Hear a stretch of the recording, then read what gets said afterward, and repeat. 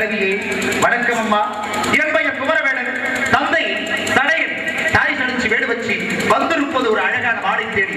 அதிகாலை எழுந்தது வேட்டை நிமித்தமாக வெள்ளம்பை கையில் எடுத்து வேட்டைக்கு புறப்படும் நேரத்திலே என் தாய் தந்தையர் வெள்ளம்பு உனக்கு தேவையில்லை சொல்ல போன்று போதும் என்று கையிலே கடி கொடுத்து அனுப்பினார்கள். கடியை பெற்றுக் கொண்டனா மலையிலிருந்து சுற்றுமுற்றும் உற்று நோக்கிறேன். நோக்கும் பொழுது அழகான அற்புதமான தொண்டை மண்டலத்திலே குறிஞ்சி நடத்திலே வேலிமலை சாரலில் ஒரு மானை கண்டேன். கண்டதுமே பிடிக்க வேண்டும் என்று ஆவல் கொண்டேன். அங்கிருந்து ஓடி வந்தேன். ஓடி வந்த நேரத்திலே மானகப்பட்டது பார்த்தது. வா வா வா பாவா என்று அழைப்பது போல் இருந்தது. கிட்ட நெருகிறேன். குறிப்பறிந்த குட்டிமா துள்ளி குதித்து ஓடிவிட்டதம்மா. உங்கள் திரைப்படத்திற்குள்ளே மானை பிடிக்கலாம் என்று நான் ஒழியும் பொழுது துடிப்புள்ள உமது அண்ணன் அம்மா. ஆகவே என் மான் எப்பேற்பட்ட மான் என்று உங்களுக்கு நான் கூறுகிறேன். சுந்தரமே முருகனுக்கு சொந்தமான இடத்திலே சுந்தரமே முருகனுக்கு சொந்தமான இடத்திலே சுந்தரமே முருகனுக்கு சொந்தமான இடத்திலே சந்தமே மாரணமாவுள் படத்திலே குருதியிலே காட்டுக்குள்ளே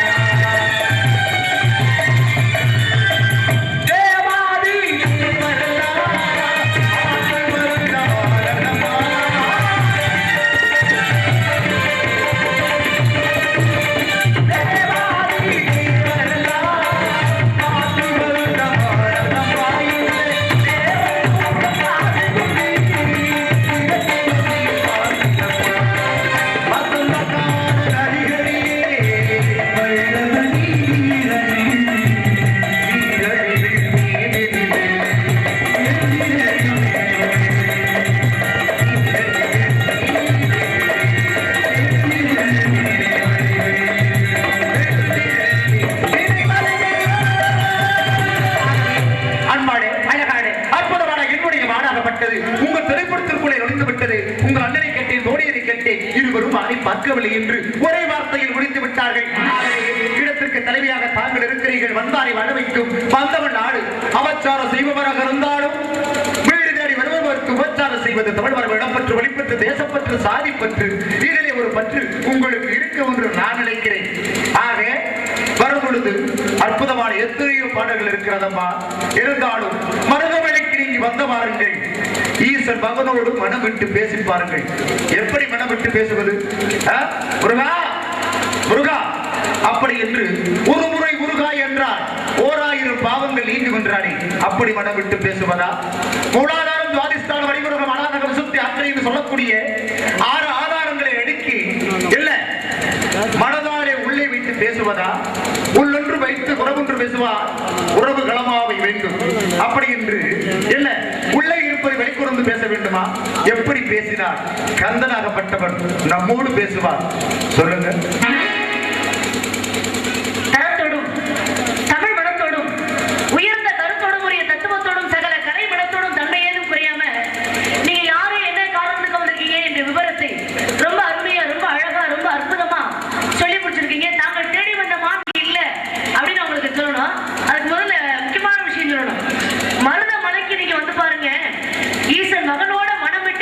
பாருங்க, தீராத விடைகள் எல்லாம் தீர்ந்து போகுங்க. அது தீராவிட்டு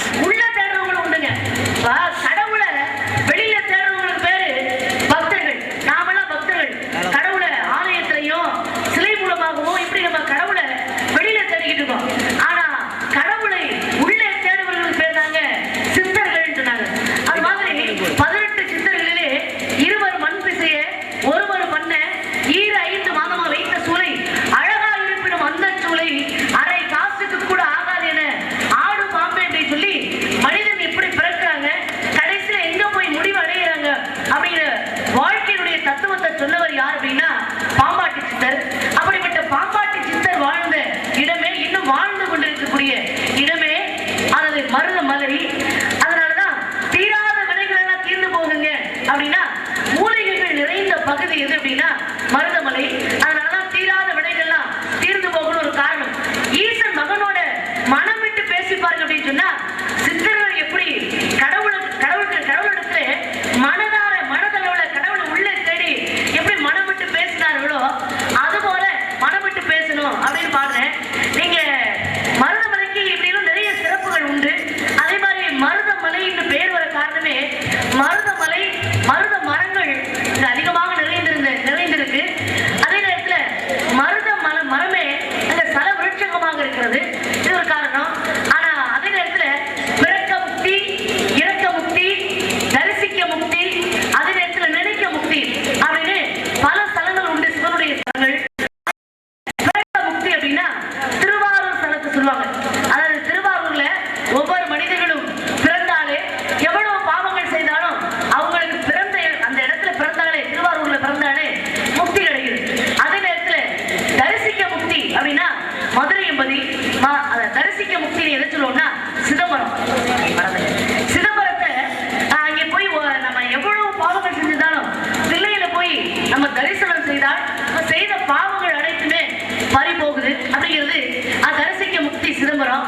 அதே நேரத்துல நினைக்க முக்தி அப்படின்னால இறக்க முக்தி அப்படின்னா காசி. காசி என்பதில் ஒவ்வொரு மனிதர்களும் பாத யாத்திரைக்கு நடந்து சென்று அங்கே நாம இறந்தோம்னா இறந்த உடனே முக்தி கிடைக்குது. இங்க திருவாரூர்ல பிறக்கணும், அதே நேரத்துல சிதம்பரத்தை தரிசிக்கணும், காசியில இறக்கணும். ஆனா திருவண்ணாமலை மட்டுமே நினைக்க முக்தி. இங்க இருந்து நினைத்தாலே திருவண்ணாமலையை நினைச்சாலே நமக்கு முக்தி கிடைக்கக்கூடிய ஸ்தலம் எது? அதே நேரத்துல பார்க்க முக்தி மதுரை மதி. இப்படி நிறைய பல ஸ்தலங்கள் இருந்தாலும் மருதமலைக்கும் மனிதனுக்கும் மிகப்பெரிய ஒரு சம்பந்தம் இருக்க காரணத்தினாலதான் மருதமலைக்கு நீங்க வந்து பாருங்க அப்படின்னு மனிதனாகப்பட்டவங்களை நான் சொல்லியிருக்கேன். அதனால உங்க மாற்றல மருதமலையை விட ஒரு மலை சிறந்த மலை இருக்கு. அது எந்த மலைன்னு நீங்க சொல்லுவீங்க நான் எதிர்பார்க்கிறேன். போங்க போங்க போங்க போங்க. யாருங்க? எல்லாரும் போயிட்டாங்க. இன்னும் கொஞ்சம் பேர் தான் இருக்காங்க. அவங்களே உங்களை எல்லாம் வேடுவரே போங்க போங்க போங்க.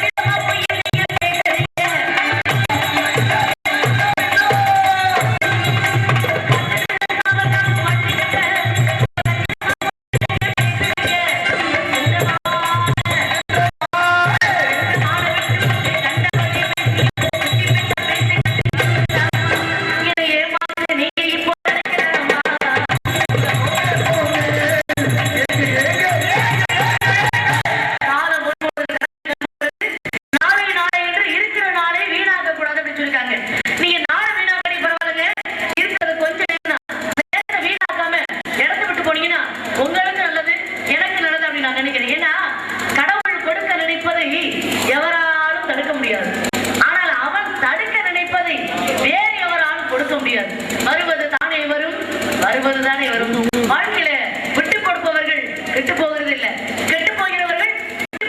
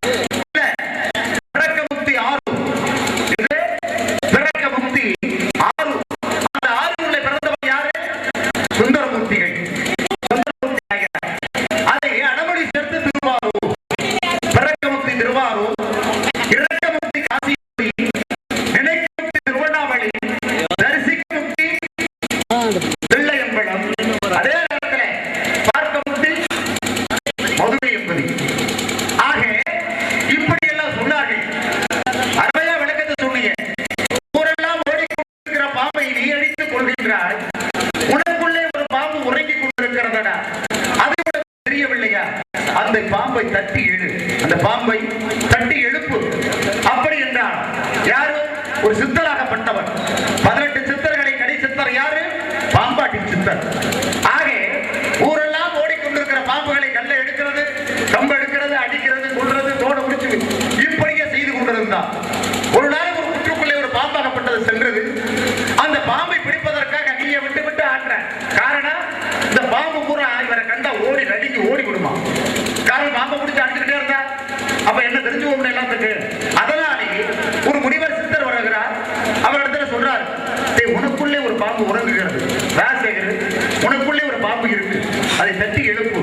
அப்படி என்று சொல்லும் பொழுது மனிதனுக்குள்ளே ஒரு பாம்பா, அது என்ன என்று கேட்கும் பொழுது மட்டும் இல்ல, ஒவ்வொரு மனிதர்களுக்குள்ளேயும் ஒரு பாம்பு உறங்கி. அதைத்தாம சொல்ல வர, ஒவ்வொரு மனிதனுக்கும் மூலாதாரம், சுவாதிஷ்டான, வடிபூர்வக, மனாதகம், சுத்தி, ஆக்கிளை. இந்த மூலாதாரம் என்று சொல்லக்கூடியது ஆசான வாய்க்கு பக்கத்துல இருக்கக்கூடிய 1008 இதழ்கள் கொண்ட தாமரை. அந்த தாமரை தண்டுகளே தண்டுவடத்திலே ஒரு பாம்பாகப்பட்டது தலைகீழாக தொங்கிக் கொண்டிருக்கிறது. அந்த பாம்பை தட்டி எழுப்ப வேண்டும் என்றால் என்ன செய்யணும்? இல்ல, ஆண்டவனை நினைத்து தவம் செய்ய வேண்டும். அப்படி தவம் செய்யும் பொழுது மூலாதாரத்திலிருந்து பாம்பாகப்பட்டது எழுப்பும். மூலாதாரம், அடுத்தபடியாக சுவாதிஷ்டானம், அதாவது தொப்புளுக்கு மூலாதாரத்துக்கு இடையிலே. ஆக மணிபுரகம் தொப்புள் கொடி, அநாகதம் இந்த இடம், விசுத்தி இந்த இடம், ஆகினை நெற்றிக்கண். இந்த நெற்றிக்கண்ணுக்கு கொண்டு வரும் பொழுது இந்த உலகம் வந்து ஒரு நீல நிறத்துல கண்ணு மூடி தவம் பண்ணும்போது நீல நிறத்தில் தெரியுமா? நீளமாக. அப்பேற்பட்ட சகஸ்கரதலம், அதாவது உச்சி என்று சொல்லக்கூடிய உச்சிக்கு கொண்டு வந்து விட்டால் அவன் ஞானி. அவன் தெய்வத்தோடு பேசலாம், கூடு விட்டு கூடு பாயலாம், அஷ்டம சித்துக்கள் அவனுக்குள் அடக்கமாகிவிடும். அதைத்தான் ஈசன் மனமோடு மனவிட்டு பேசிப்பாருங்கள். ஈசன் மகன் முருகன், முருகனிடத்திலே மனவிட்டு பேசினார். யார்? பாம்பாட்டி சித்தர். அப்படி பேசியதாலே பாம்புகள் எல்லாம் அவரை தேடி வந்தாராம். அப்ப தேடி வந்த பாம்புகளை தன் உடம்பிலே அள்ளி போட்டுக் கொண்டு உலகெல்லாம் அடைந்தார். ஆக மருதமலைக்கு மருத மரங்கள் நிறைந்த இடமாக இருப்பதனாலே மருதமலைக்கு அப்படி ஒரு சிறப்பு இருக்கு. காரணம், மருதம் என்றால் என்னமா? மருதம்னா என்னென்ன? மருதம்னா எந்த மரம் தெரியலையா? மருத மரம் தெரியும். மருதம்னா என்னென்ன? என்ன நீங்க சொல்றீங்க? மருதம் என்றால் அதாவது தேவர்களால் கிடைக்கப்படுவது மருதம். அப்படின்னா என்னன்னு சொல்றேன். அதுதான் ரகசியம். என்ன சொல்ல வர்றீங்க? ரகசியம்லாம் இங்க கிடையாது. கிடையாதுமா. அதாவது நீங்க என்ன கேள்வி கேக்குறீங்க? நான் பதில் சொல்லணும். அது வரல நீங்க பதில் சொல்லணும். இல்லமா, மருத மரங்கள் நிறைந்ததுனாலதான் அது மருதமலையா வேற ஏதாவது உண்டான்னு கேட்கிறேன். மருத மரம் இருக்கு. மருத மரங்கள் நிறைந்த பகுதி. அதுதான் மருதம். எதுக்காக வந்துச்சு அந்த மருத மரம்? எதுக்காக வந்துச்சுன்னா எல்லா மரங்களும் எப்படி இருக்கோ அது மாதிரிதான் மருத மரம். ஒவ்வொரு ஸ்தலத்துக்கும் ஒவ்வொரு மரங்கள் இருக்கு. ஒவ்வொரு ஸ்தலத்துக்கும் சில விருட்சங்களும் ஒரு மரம் இருக்கு. அப்ப மருதமலைக்கு இப்ப தில்லையில என்ன மரம் சில விருட்சமாக இருக்கு? மூங்கில் மரம். அதனாலதான் அதுக்கு தில்லைன்னு பேர் வந்தது. அதே போல இப்ப வில்வ மரங்கள் சில விருட்சமாக இருக்கும். ஒவ்வொரு சிவனுடைய ஆலயங்களில் வில்வ மரங்கள் இருக்கு. அம்மா, வில்வ மரம் இருக்கு, பனை மரம் இருக்கு, அதே நேரத்துல முருங்கை மரம் இருக்கு, கொன்றை மரம் ஒரு மரம் இருக்கு. ஏன்னா ஒவ்வொரு தெய்வங்களுக்கும் ஒவ்வொரு மலர் உகந்தது. சரி. அதுபோல முருகப்பெருமானுக்கு மலர் உகந்தது. சரி. முருகனுக்கு பாத்தீங்கன்னா நிறைய பேர்கள் இருக்கு. கந்தன், கடம்பன், கார்த்திகேயன், கதிர்வேலன், சரி, இப்படி சடாச்சரன், சண்முகன், அதாவது நிறைய நாமங்கள் இருக்கு. சரிம்மா. இதுல கடம்பன்னு சொல்றோம்ல, முருகனுக்கு எங்க கடம்பன்னு சொல்றோம்? கந்தன் என் பேரு. கந்தம் என்றால் வடமொழி, கந்தம்னா தமிழ், கந்தன்னா தமிழ். சரி. ஸ்கந்தம்ங்கிற வார்த்தைக்கு ஒன்று சேர்ப்பது பொருள். அதாவது என்ன அப்படின்னா, சிவபெருமானுக்கும் பார்வதி தேவிக்கும் இடையிலே அமர்ந்திருந்ததனாலே சோமா ஸ்கந்தன். காரணம் சோமநாதன் சொல்லக்கூடிய ஸ்கந்தன் பேர் வர காரணம் சொல்றேன். அதனாலதான் கந்தன் அவருக்கு பேரு. கடம்பன் ஏன் பேரு? 6 உருவங்களையும் 6 முகமும் ஓர் உருவமாக அன்னை உமையவள் கட்டி அணைத்ததுனால 6 முகம் ஓர் உருவமானதுல. சரி. அதனால ஒன்று சேர்க்கப்பட்ட காரணத்தினால கந்தன்ற பேர். அவருக்கு பேர் தெரியுமா? கடம்பன் பேர். கேளுங்க. சொல்லுங்க. ஓராறு முகம், ஈராறு கரம், 12 விழிகள், 18 நெற்றிக்கண், ஒரு உடம்பு. ஒன்று. ஆமா, 18 நெற்றிக்கண் தெய்வத்துக்கு நமக்கு இருக்கு. ஒரு மனிதனுக்கு 3 கண் உண்டு. 1 ஞானத்தில் 2 பார்க்கும் விழிகள். ஆக 18 கண்கள் இதோடு சேர்த்து அமைக்கும் பொழுது அவருக்கு பேரு சண்முகநாதன் ஒரு பேர் உண்டு. காரணம் தாய்க்கு தகப்பனுக்கு இடையில இருந்ததுனால அவருக்கு சோமாஸ்கந்தன் ஒரு பேர் உண்டப்பா. ஆறுமுகம்ங்கிற பேரும் சண்முகம்ங்கிற பேரும் தனித்தனிங்களா? ஆறுமுகம் சண்முகம். சண்முகம் என்பது வடமொழி, சரி. ஆறுமுகம் என்பது தமிழ் மொழி.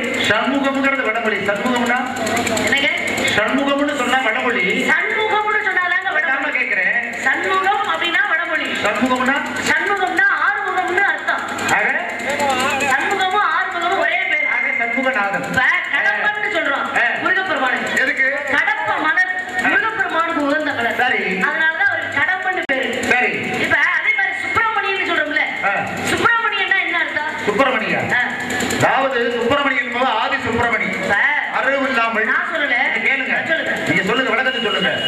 அரு உரு அருவுரு, அருவும் இல்லாமல் உருவம் இல்லாமல் அருவுருவாக நின்றதுனாலே அவருக்கு பேரு ஆதி சுப்பிரமணியன் ஒரு பேர் உண்டு. உருவம் என்றால் உருவத்தோட இருக்கிறது. சரி. அருவம் என்றால் உருவம் அல்லாதது. அருவுருவம் என்றால் தெரிந்தும் தெரியாமல். தெரிந்தும் தெரியாம. உருவத்தோட எங்கே சிவன் இருக்காரு? உருவத்தோட எந்த ஸ்தலத்துல இருக்காரு? சுருட்டப்பள்ளியில. சுருட்டப்பள்ளியில உருவத்தோட இருக்காரு. சரி. அது உருவத்தோட உள்ள. அப்ப அருவமாக கண்ணுக்கு தென்படாத அளவுல சரி காட்சி கொடுக்கிறது தில்லையம்பதி. சரி. அதே நேரத்தில் அருவுருவமாக எல்லா ஸ்தலத்திலையும் காட்சி கொடுக்கிறார். ஆமா. அருவுருவம் என்ன? சிவலிங்கமாக. லிங்கமாக. உருவம் மாதிரி இருக்கும், ஆனா அது உருவம் அல்ல. இப்போ என்ன சொல்ல வர்றீங்க? என்ன உங்களுக்கு தேவை அதை மட்டும் சொல்லுங்க. அப்படி ஒண்ணு இருக்கா? சரி. எதுவும் சொல்லவில்லை, நீங்க சொல்ல. மருத மரங்கள் தனி மரங்கள் இருக்கு. இருக்குமா? நான் ஏத்துக்கிறேன். மலர் உகந்தது முருகப்பெருமானுக்கு. சரி, இருக்கட்டும். மருதமலையோட ஒரு சிறப்பு இருக்குன்னு சொன்னீங்களே, அது எந்த மலைன்னு சொன்னா? மருதமலையை விட நான் பேசுற பாப்பாட்டி சித்திரை பத்தி நீங்க விஷயம் பேசுறீங்க. மருதமலையை விட சிறப்பான மலை நிறைய இருக்கு. ஒன்று சதுரகிரி. காரணம் பார்வதி தேவியானே, பார்வதி தேவியாகப்பட்டவனுக்கு பிரிங்கிமுடி ஒன்று சொல்லக்கூடிய பிரிங்கிமுடி யானை கொடுக்கப்பட்ட சாபத்தினால் சதுரகிரிக்கு மலைக்கு வந்து சந்தனம் என்று சொல்லக்கூடிய சந்தனத்தாலே ஒரு லிங்கத்தை உருவாக்கிய இடம் சதுரகிரி மலை. இன்னைக்கு அங்க பல சிறப்புகள் மூலிகைகள் உண்டு. அதைவிட நிலைக்க முக்தி திருவண்ணாமலை. அந்த திருவண்ணாமலையில காரணம் என்னன்னா அக்னி குழம்பாகவும் அதே நேரத்தில் இன்னைக்கு மண்மலையாகவும் அடுத்தவழி பொன்மலையாகவும் இருந்த இடம் திருவண்ணாமலை. இந்த திருவண்ணாமலை நிலைக்க முக்தி ஏன் அப்படின்னா அறிவியல் முறைப்படி பார்க்க போனோமானால் பூமியினுடைய நடுக்கோட்டில் இருப்பது திருவண்ணாமலை. அதனாலதான் எல்லாரையும் கவர்ந்து இருக்கிறது. அப்படி என்பது நான் என்ன சொல்ல வர தெரியுமா? புவி மீது அழகானே மார்பொன்று குடத்திலே ஒரு தடவை காட்டுவாயா அம்மா? கட்ட வண்டி கட்ட வண்டி, இது கரையானே கலந்த வண்டி, ஆழ பொருந்த வண்டி, ஆடி ஆடி அடுத்த வண்டி ஓட்ட வண்டி, ஒட்டுற மாமா மாட்டிக்கிட்ட ரமரிதமா வீரமிக வேண்டுவதே, மணித்தர பேசுகிறதே, மாலையக மலைய கட்டு மழையில் போட்டு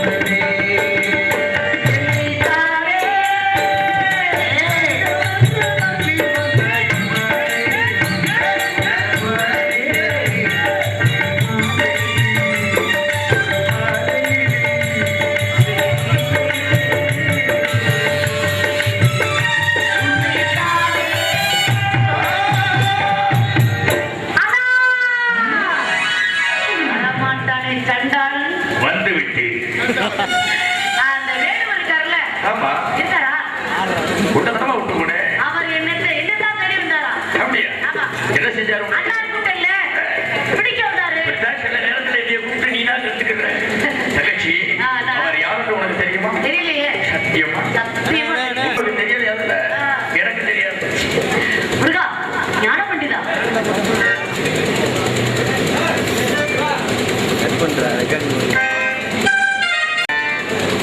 மனம் படைத்தேன் உன்னை, மனம் படைத்தேன் உன்னை, நினைப்பதற்கே நான் வடிவெடுத்தேன் உன்னை மணப்பதற்கு.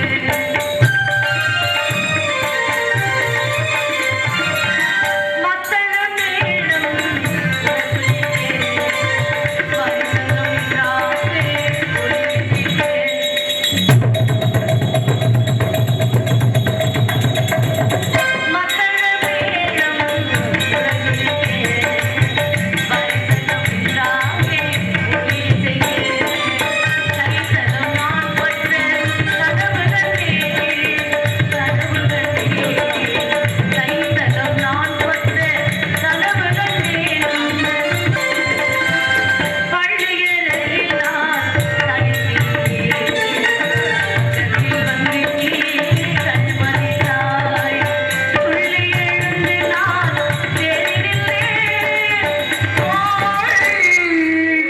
என்ன ஓடியா? தூக்கத்தில் கனவென்று தான் உரைத்தார். செவ்வேயிரண்டி பெயர் கொண்டார். கைவேல் கொண்டு நீ பகை வென்றாய். சொல்வேல் கொண்டு நீ தமிழ் வென்றாயே. கல்வேல் கொண்டு நீ என்னை வென்றாய். மனம் படைத்தேன் உன்னை, நினைப்பதற்கே நான் வடிவெடுத்தேன் உம்மை மணப்பதற்கு. உம்மை மணப்பதற்கு, உம்மை மணப்பதற்கு. இந்த முருகனுக்கு மூலம் இந்த கனவை எனக்கு இருக்கிறம்மா. கடவுளுக்கு பின்னாடி உன்னை அது கூட தெரியாமல் இருக்கிறாய். உன்னோட அண்ணன் வெட்டிப்புல ஆதிகளை உடற்கழித்து வாங்கின்படி ஒரு நாள் உன்னை மறந்து கொள்வதற்காக வேடுவிடாக உருவாகி நார்வட்ட சமத்திற்காக உன்னிடத்தில் விளையாண்டது யாப்தா. என்ன வர வேண்டுமே கேட்பாயாக. உள்ள என்ன உலகை இல்ல. கேட்பாயாக. அது இல்லைங்க. கேட்பேன்னு சொல்லணும், கேட்பாயாக இட்டு கேட்பாயாக. உலக மக்கள் எல்லாம் வள்ளி தெய்வயானி சமேத சுப்பிரமணியன் என்று அழைக்க வேண்டும். அப்படியா? தாரத்தில் இரண்டாம் தாரமாக இருந்தாலும் ஓ. தாரத்தில் முதலிடம் இவர்க்கே வேண்டும். இன்று முதல் பூலோக மக்கள் அல்லாமல் நீ தெய்வயானி சமீதர் சுப்பிரமணியன் என்று அழைப்பதுமல்லாமல் என் வனப்பாகத்தை உனக்களிக்கிறேன். சந்தோஷம் தானே? மிக்க மிக்க சந்தோஷம். அப்படியா? மேலவாக்கியம் முழங்கட்டும். திங்களை சூடியே சிவனுக்கு துணைவி நீராட்டி கெட்டவை பாவி. திங்களை சூடியே சிவனுக்கு துணைவி நீராட்டி கெட்டவள் பாவை. இது மனக்கோலம் திகழ்ந்திடும் பூமி. மங்கள மருள்வார் மதுரைக்கு அரசி. மங்கள